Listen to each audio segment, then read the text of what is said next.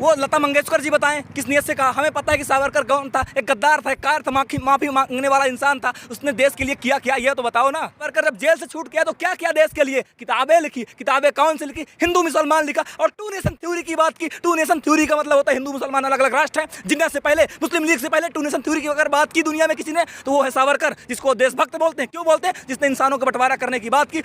जिस बंटवारे के आधार पर आज भारत का टुकड़ा हुआ उसको बोलेंगे वीर, क्योंकि इनका आका है, इनका गुरु है, इनके विचारों का सृजन करता ही उसको माने। हम उसको नहीं मानते। हम भगत सिंह के वैचारिक संतान हैं। हम इंकलाब की आवाज़ को बुलंद करेंगे। उनको करने जो भी करना हो करने दो, हम इंकलाब बोलेंगे। सबको पता है सावरकर कौन था। माफ़ी मांगने वाला सावरकर किसका दलाल था? उसको कौन पूछता है? 60 रुपये महीना पेंशन कौन लेता था?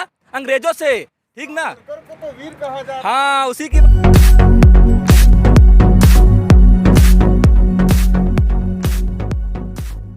तो हम बता देना चाहते हैं भारतीय जनता पार्टी के लोगों से कि जो अभी निकाय चुनाव, जिला पंचायत के चुनाव उत्तर प्रदेश में हुए हैं, ये सेमीफाइनल था। उत्तर प्रदेश के किसानों ने बताने का काम किया सेमीफाइनल में कि जब फाइनल होगा 2022 में तो आप लोगों को भागना पड़ेगा उत्तर प्रदेश से इन किसानों की ओर जो दिल्ली और उत्तर प्रदेश के बीच में रास्ते पर बैठे हैं। भागना पड़ेगा इन किसानों के बीच और माफ़ी मांगनी पड़ेगी अपने कृत्य को लेकर। जिस प्रकार आज आप किसानों पर फर्जी मुकदमे लगा रहे हैं, जिस प्रकार आप बेरोजगारों पर फर्जी मुकदमे लगा रहे हैं, जिस प्रकार आप जो भी सच के साथ खड़ा हो जाता है आपके खिलाफ आवाज़ उठा देता है, जिस प्रकार आप फर्जी मुकदमे लगा रहे हो, तो जो फर्जी मुकदमों की बाढ़ सी आ गई है, आपको इन सभी कृत्यों पर माफ़ी मांगनी पड़ेगी।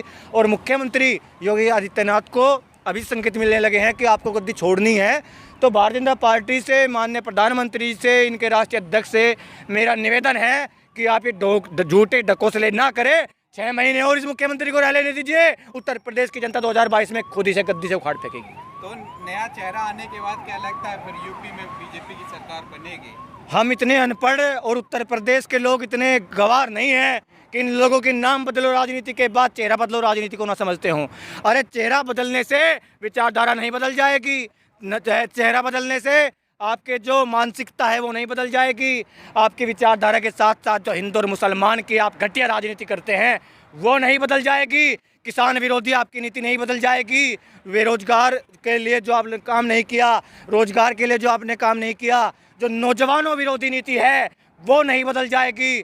तो इसलिए उत्तर प्रदेश के लोग अब जागरूक हो चुके हैं। नया चेहरा छोड़िए, चाहे आप अब आसमान से भी किसी फरिश्ते को ले आए, लेकिन अब उत्तर प्रदेश के लोग दूध के जले हैं, छाछ में भी फूंक मार मार कर पिएंगे। लेकिन ऐसे कहा जाता है कि उत्तर प्रदेश के जो सीएम है वो बहुत ताकतवर सीएम है, खास करके मुसलमानों के लिए, मतलब कि एक बढ़िया नेता है। हिंदू उनके जो फॉलोअर्स हैं, उनके चाहने वाले वो कहते हैं कि हमारा जो नेता है वो बहुत बढ़िया काम कर रहे हैं। ताकतवर से क्या मतलब है? ताकतवर तो द ग्रेट खली भी है, उसे मुख्यमंत्री बना दे क्या? ये जिस प्रकार की बातें, झूठी बातें करते हैं कि कोई ताकतवर है उसे बना दो, किसी का 56 इंची सीना है, अरे 56 इंची सीने तो हमारे देश में जाने कितने पहलवानों के, उन्हें प्रधानमंत्री बना दें क्या? इस देश के लोगों को ताकतवर और 56 इंच के सीने नहीं चाहिए। इस देश के लोगों को, जिस प्रकार अभी कोरोना काल में अस्पताल की कमी के कारण, दवाओं के कारण, ऑक्सीजन की कमी के कारण लोगों को जान गंवानी पड़ी है, तो इस देश के लोगों को, उत्तर प्रदेश के लोगों को चिकित्सा चाहिए। देश के नौजवानों को अच्छी शिक्षा चाहिए। आप लोग शिक्षा और चिकित्सा से दूर ले जाकर इन लोगों को ध्यान भटकाने के नाम पर धर्म और जाति के आधार पर बांट कर अगर वोट लेना चाहते हैं तो फिर आपकी ताकत वाली और 56 इंची वाली राजनीति इस देश के लोग पहचान चुके हैं। अगर आप लोगों को काम करना होगा तो किसानों की ओर ध्यान देकर काम करना होगा, नौजवानों की ओर ध्यान देकर काम करना होगा, इस देश की महिलाओं के लिए काम करना होगा, बेरोजगारों के लिए काम करना होगा। आज चारों तरफ बेरोजगारी त्राहिमाम कर रही है। अगर देश के बेरोजगार ट्विटर पर अपना ट्रेंड चलाते हैं तो आप टूल किट का हवाला देकर उन पर फर्जी मुकदमे लगाकर उन्हें जेल भेज देते हैं। और आपके ही मुख्यमंत्री के ऑफिस से एक ऑडियो वायरल हो जाती है जिससे एक नौजवान ऑफिस में फ़ोन करके कह रहा है कि अगर मैं उत्तर प्रदेश के मुख्यमंत्री योगी आदित्यनाथ जी के लिए ट्विटर पर पोस्ट डालूंगा तो वहाँ से आवाज़ आती है कि 2 रुपये पर ट्वीट मिलेंगे। तो आज 2 करोड़ रोजगार के आधार पर उत्तर प्रदेश के लोगों को ये रोजगार मिल रहा है कि 2 रुपये प्रति ट्वीट देने का काम आप लोग कर रहे हो। वहाँ पर टूल किट्स कहाँ जाती है? क्या इसमें टूल किट्स का हवाला देकर आप अपने मुख्यमंत्री और उन अधिकारियों पर मुकदमे दर्ज नहीं कराएंगे? अपने ही मुँह मिट्ठू मियाँ अपने ही हाथों से अपने ही जय जयकार करवाना कहाँ का अच्छी बात है? मैं इन लोगों से सिर्फ यही कहना चाहता हूं कि एक ही उल्लू काफ़ी है बर्बादी गुलिस्ता करने को। एक ही उल्लू काफ़ी है बर्बादी गुलिस्ता करने को। हर डाल पे उल्लू बैठे हो तो अंजाम गुलिस्ता क्या हो, हर डाल पे उल्लू बैठा हो तो अंजाम गुलिस्ता क्या। आप कहते हैं कि उन्होंने बर्बाद कर दिया देश को, लेकिन वो बोलते हैं 4 साल बेमिसाल इतिहासों में 7 सालों में 70 सालों में जो ना हुआ वो 4 सालों में योगी जी ने कर दिखाया। एक बेटा है, उसका बाप 60 साल से खेती बाड़ी कर रहा था, उसका बेटे पे जिम्मेदारी आई तो पूरी धरती बेच दी और ओडी खरीद ली। फिर पता गांव में क्या बोलता है, मेरा बाप 60 साल में ओडी नहीं खरीद पाया, मैंने खरीद ली। अरे खरीदी तो ज़मीन बेच के है। जो आप लोग काम पहले तो बात किया नहीं है, लेकिन जो आप लोग ढकोसला पीट रहे हो कि 7 साल बेमिसाल पूरे देश को बेचकर अपनी भारत माता को गिरवी रखकर अगर आपने 4 काम कर भी लिए तो उस पर थू है ऐसे काम पर कि अपनी भारत माता को आप लोगों ने गिरवी रख दिया। आज देश में बचा क्या है? रेल आप लोगों ने बेच दी, एयरफोर्स आपने बेच दी, इस देश की सारी संपदाएं आपने बेच दी, सारी संस्थाएं आपने प्राइवेट निजीकरण की ओर ले गए। इस देश के लोगों को जो पहले रोजगार सरकारी संस्थाओं में मिलता था, आज वही डिग्रीधारी बेरोजगार युवक अपने हाथ में डिग्री लिए घूम रहे हैं। अगर उन्हें रोजगार के नाम पर नौकरी मिल भी रही है तो वो 10,000 12,000 रुपये प्रति माह मिल रही है। इससे ज़्यादा तो उनके बच्चों की स्कूल में फीस चली जाती है।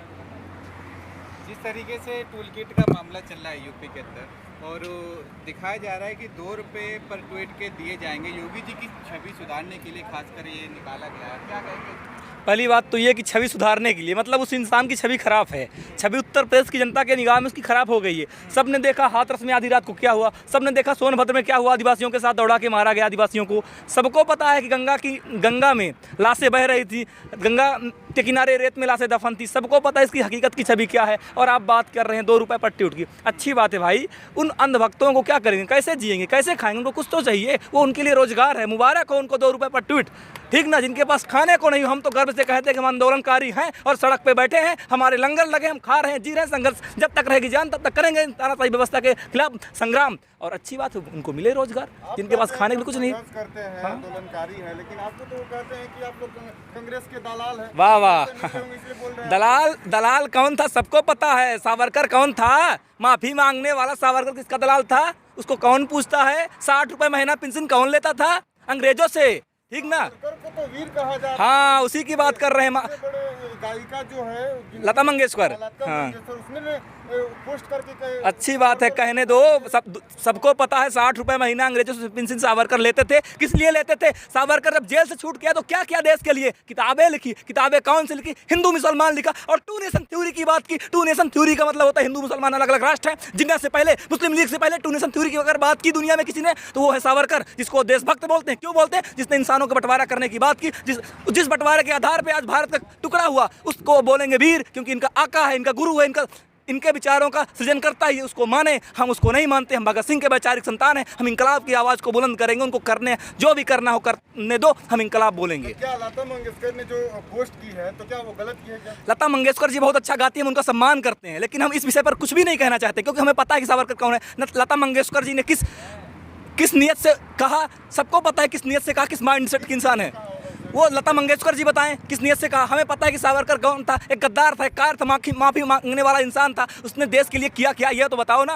ऐसे तो कहा जाता है कि जान बचाना हो तो माफी मांग सकते, इसलिए उन्होंने जान बचाने के लिए माफी मांगी। ऑप्शन तो भगत सिंह के पास भी था, सबके पास था ऑप्शन। माफीनामा लिख सकते थे, लेकिन क्या किसी ने माफीनामा लिखा? भगत सिंह ने तो अपने घर वालों से भी कह दिया था कि मेरे बचाने के लिए किसी सिफारिश मत करना। बोले थे कि नहीं बोले थे? तो इनको तो सिफारिश करना था, हम कैसे भी बच जाएं, ठीक ना। ताकि आए हिंदू मुसलमान लिखे, 60 रुपये महीना पेंशन लिखे, ठीक ना। और अपने गृह जनपद रत्नागिरी से बाहर जाने से पहले अंग्रेज अधिकारी से परमिशन लेके जाएं। तो उनकी बात छोड़िए, सावरकर की। हम इंकलाब के वंशज, इंकलाब बोलेंगे, इस व्यवस्था में इंकलाब लाएंगे। यूपी में बदलेगा सीएम? यूपी के अंदर ये चर्चाएं चल रही हैं और यूपी में अंदरूनी कलह भी देखने को मिल रही है बीजेपी की तरफ से। तो क्या लगता है सीएम बदलेगा तो फिर साख सुधरेगी बीजेपी? मतलब साख बिगड़ी है तो सुधारने का प्रयास हो रहा है। जनता को पता है कि आपने 5 साल में क्या किया है, सिर्फ नाम बदला है। जो योजनाएं चालू थी उनका दोबारा उद्घाटन किया गया। सबको पता है कि अब इनका कुछ नहीं होने वाला है। इन्होंने जिस प्रकार से जनता का शोषण किया है, आदिवासियों को दिन दहाड़े दौड़ा के मारा है, महिलाओं का, बहन बेटियों का इज्जत लूटा है, सबको पता है कि इन्होंने किया क्या है जनता के साथ। अस्पताल में इस विपरीत परिस्थिति में लोगों के पास ऑक्सीजन का सिलेंडर नहीं था, बेड नहीं था, सब समस्या लोगों ने देखा है। उस महिला ने, मैंने क्यूटो में, मोदी जी के क्यूटो में एक ई रिक्शा में एक माँ का बेटा उसके गोद में मर गया, दम तोड़ दिया। ये क्यूटो की कहानी है, सब ने देखा कहाँ पे क्या हुआ। एक महिला थी, अपने पति को अपने मुख से ऑक्सीजन दे रही थी। तो पूरे प्रदेश की या पूरे देश की कहानी जनता के सामने। जनता पूर्ण रूप से बीजेपी को नकारेगी 22 में यूपी को, उसके बाद 24 में नकारेगी दिल्ली को, नरेंद्र मोदी को। और नकारेगी कैसे? क्योंकि यूपी से रास्ता दिल्ली जाता है, उस सड़क पे हम लोग बैठे हैं, किसान बैठे, इस देश का कमेरा बैठा है, इस देश का मेहनत कश इंसान बैठा है, और इन नकारों को, निकम्मों को, लुटेरों को इस देश से भगाएंगे और इनकलाब लाएंगे। लेकिन गुजरात से बीजेपी के एक नेता है, वो कहते हैं कि महामारी में भले थोड़ा प्रधानमंत्री की लोकप्रियता पर असर पड़ा है, लेकिन सबके दिलों में सब बसते हैं प्रधानमंत्री। दिल किसका होता है? दिल क्या होता है? दिल उस माँ का नहीं था क्यूटो में, जिसकी गोद में उसका बेटा मर गया ई रिक्शा में, उसका दिल नहीं था। दिल उन लोगों का नहीं था जिनके परिजन अस्पताल में बिना बेड के, बिना ऑक्सीजन के मर गए, उनका दिल नहीं था।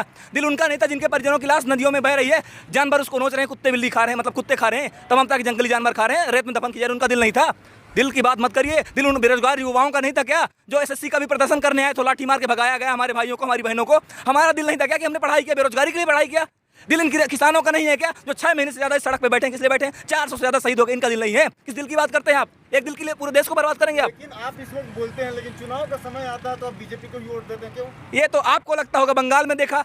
मुझे नहीं लगता। हाँ। सर, मुझे लगता है 2014 में आपने गलती किया, फिर 19 में वही डबल गलती, और लगता है कि 2024 में फिर आप लोग प्रधानमंत्री। बात यह है कि 2014 में तो ठीक है, जो माहौल बनाया गया, माहौल का परिणाम मिला। अब बात ये क्या हो रही है कि 19 में पुलवामा हमला करवाया गया, जिसके नाम पर वोट बैंक लूटा गया। प्रधानमंत्री का भाषण महाराष्ट्र का याद है कि नहीं याद है? कि उन्होंने कहा था कि फर्स्ट टाइम वोटरों से कहना चाहता हूं मैं कि आप पुलवामा हमले में एयर स्ट्राइक करने वाले सैनिकों के नाम पे आपका पहला वोट मिलेगा कि नहीं मिलेगा? तो सरकार की नीति थी, जिसने सैनिकों के नाम पे वोट मांगा और इस देश का युवा उसके कहने में आ गया, क्योंकि युवा अंधभक्त बन चुका था। लेकिन अब युवाओं के तो परिजन करके मरे हैं, उनके भी तो अपने छूटे हैं, उनकी माँ, पिता, भाई, बहन, बंधु सब तो गए हैं इस महामारी में। सब ने सांसें तोड़ी है। सरकार ने जो व्यवस्था स्वास्थ्य सुविधा मुहैया नहीं करवा पाई थी, उसकी कमी कारण उनके भी परिजन तो गए हैं, तो उनको भी तो दुख है, अपने परिजन को संभालेंगे। व्यवस्था थी अभी लॉकडाउन में, महामारी में, तो क्या इससे लोगों की आंख खुलेगी? क्या आप समझदार होंगे?